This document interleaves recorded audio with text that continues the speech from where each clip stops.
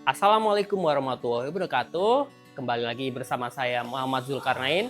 Saya adalah mahasiswa PGSDUT in Service tahun 2025. Hari ini saya mau memaparkan bagaimana peran filsafat ilmu dalam dunia pendidikan kita sehari-hari. Dan tentunya kita akan membedah lebih lanjut terkait implementasinya nih di dunia nyata. So, let's go!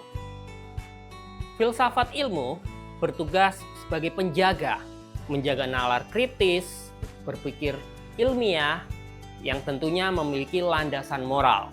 Kita sebagai guru merupakan penjaga utama di sekolah saat kegiatan belajar mengajar anak-anak tentunya.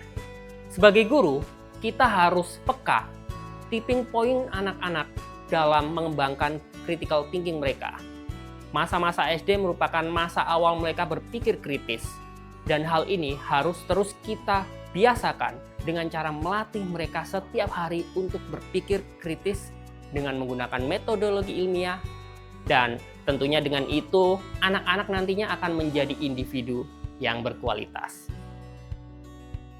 Dari praktek di lapangan, pembelajaran yang bermakna itu tidak dibatasi oleh sekat ruang. Dari ruang kelas, lingkungan sekolah, public space, bahkan dunia digital merupakan tempat anak-anak untuk belajar dan berinteraksi. Disinilah hubungan timbal baliknya terjadi. Kita sebagai seorang pengajar berhasil mengarahkan interaksi sosial antar murid, mengasah kepekaan sosial mereka di masyarakat, hingga membentuk mental lifelong learning di dunia digital. Kita sebenarnya sedang melahirkan fenomena-fenomena baru. Tantangan dan dinamika anak-anak di era sekarang tentunya sudah sangat berbeda. Dan filsafat ilmu akan terus mengupdate agar tidak mandek dari formula yang lama untuk mengembangkan lagi apa yang dibutuhkan oleh anak-anak masa sekarang dalam menyongsong kehidupan mereka di masa yang akan datang. Seperti video sebelumnya, filsafat punya 3 alat tajam sebagai pisau analisis: ontologi, epistemologi, dan aksiologi. Ontologi yaitu membedah apa yang kita didik. Jawabannya, kita mendidik manusia seutuhnya, bukan cuma otaknya atau kognitif, melainkan juga hatinya atau afektif, dan tentunya keterampilannya. Epistemologi membedah bagaimana caranya atau how, yaitu lewat metode ilmiah seperti seorang guru yang melakukan penelitian tindakan kelas untuk memperbaiki pembelajaran. Dan yang terakhir adalah aksiologi, yaitu untuk membedah untuk apa ilmu itu digunakan. Memastikan sekolah tidak cuma mentransfer materi, tapi benar-benar merawat karakter anak didik.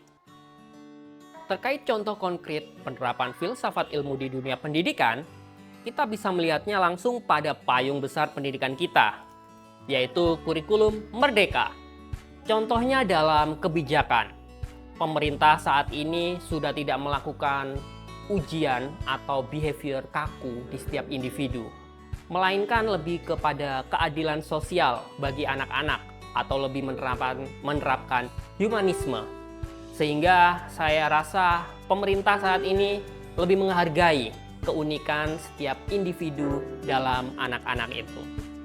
Untuk contoh dalam proses pembelajaran, anak-anak kini lebih ditekankan kepada pembelajaran yang nyata. Jadi pembelajaran seperti menghafalkan rumus ini sudah tidak ada lagi. Anak-anak sekarang lebih didorong untuk menyelesaikan masalah mereka setiap harinya melalui pengalaman belajar yang menyenangkan dan berbasis project based learning. Jadi kesimpulan pada pertemuan kedua kita adalah filsafat ilmu itu tidaklah mengawang-awang, melainkan sebuah praktis atau mental model yang dapat kita terapkan kepada anak-anak dalam melakukan kegiatan belajar mengajar setiap harinya, dan dengan metode yang tepat dan tentunya memiliki nilai moral di dalamnya, maka anak-anak ke depannya akan menjadi generasi yang kritis dan menjadi generasi yang berkualitas. See you on the next session.